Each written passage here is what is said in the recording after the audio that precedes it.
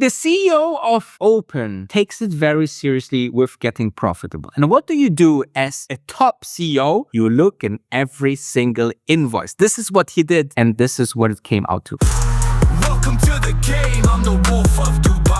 Welcome to a brand new video. My name is Danny and I'm looking for stocks that go absolutely ballistic. And I believe that Open Door is the biggest turnaround story on Wall Street, guys, okay? And I started to talk about when it's 5. It's already, I think, 550, or maybe it's already back to 5. I don't know. But I know that at the end of the year, it can be a 10x, okay? If the market gets crazy again, if the people know about and see potential and the positive movement in Open, I mean, the sky is the limit, okay? With that said, let's talk about all of my channels that you should follow. Let's talk about the X account that you should follow, and follow my colleague also, Michele X10 Stocks, with his HIMS YouTube show, because he's talking about 2 times per day on HIMS, which we believe is another big name out there that you should own, okay? So now, also let's talk about X10 Day Trading, because X10 Day Trading allows you to be part of our group, where we send you all the trades that we are doing as well. Our professional team chooses the trades. They're sending it to your portfolio. We're working with the biggest broker in the world, which is Interactive Brokers, IBKR, and we want to achieve between 8 to 15% per month. So if you start with $10,000, you should be somewhere around like 58 after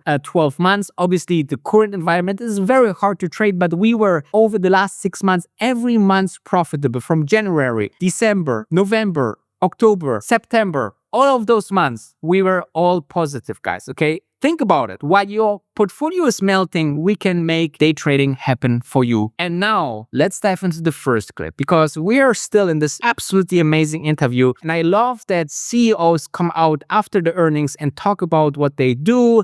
They talk about how the earnings were. Like, it's absolutely amazing. So have a look. We were talking about how you took over the company. You're coming in with a mission. But I think more importantly, you're really bringing a founder mentality into something that was dead. It was like a shell of a company and shell of a culture. And now there's literally a cult following. You have the army around you, the open army.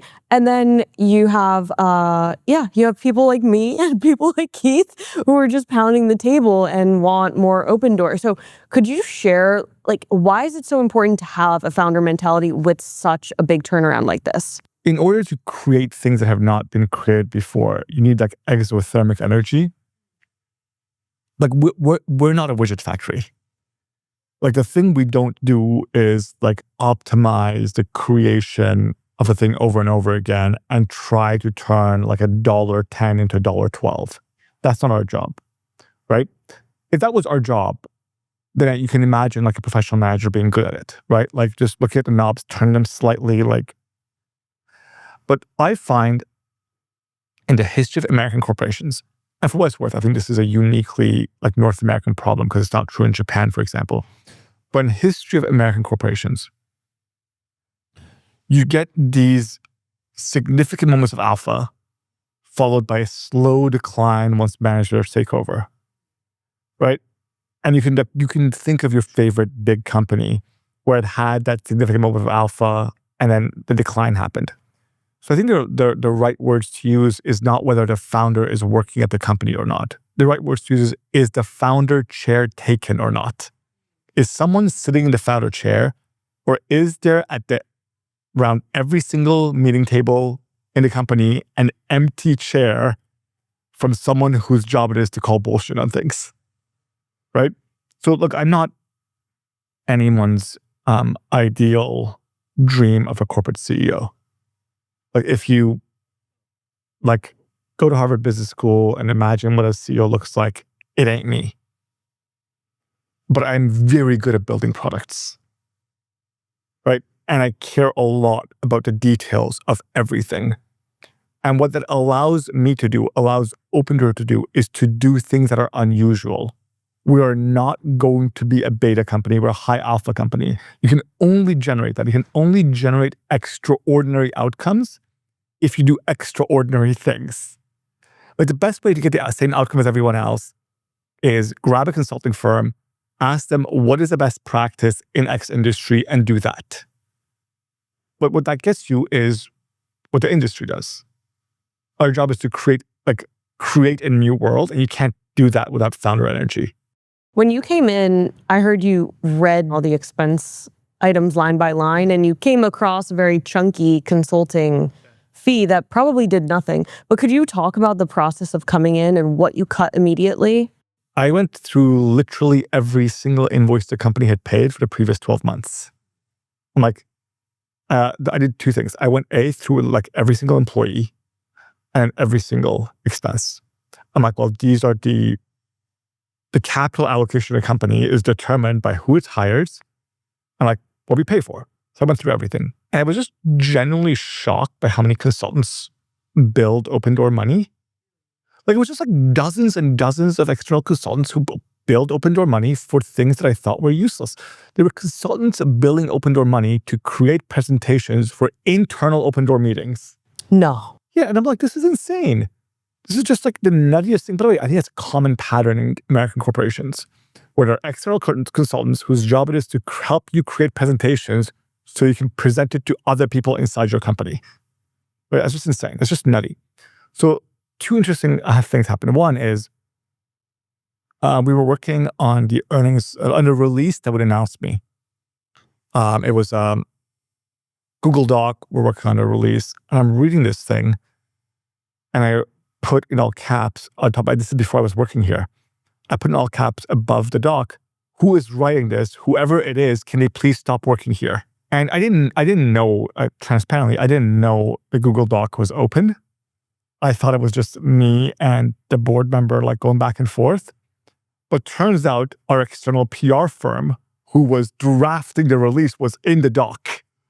So they resigned before I showed up, which was good because we didn't have to pay them their 90 days notice period, which was helpful.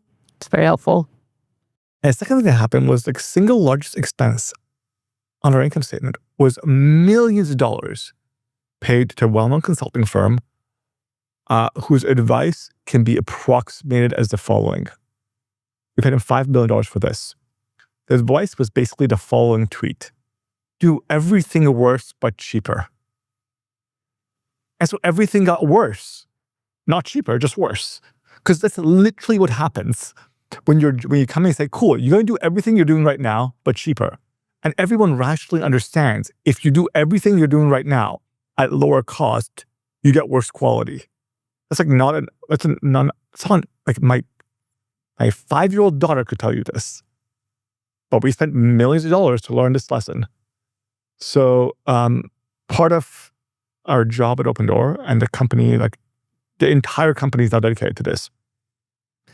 If you go around, you'll see people have stickers. You can actually find them that say charges by the month, pay with your life.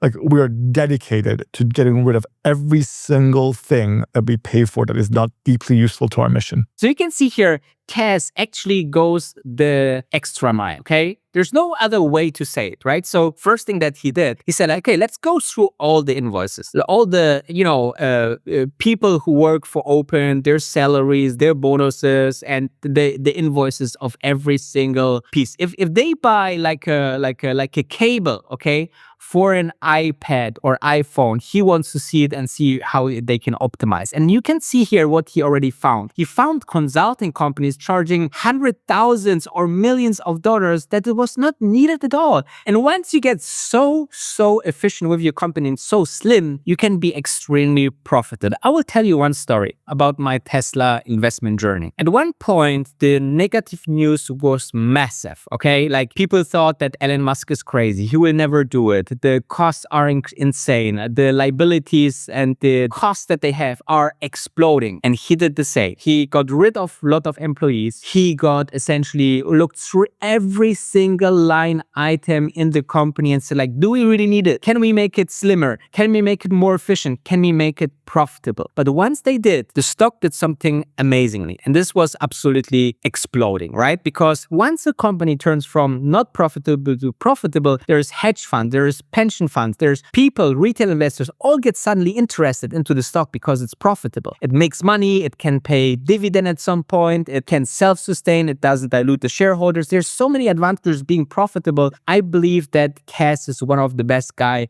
to do it for us all. So with that said, check out xmdaytrading.com and also make sure to watch my video tomorrow because we are vlogging every single day. And remember, the grass is greener always on the other side.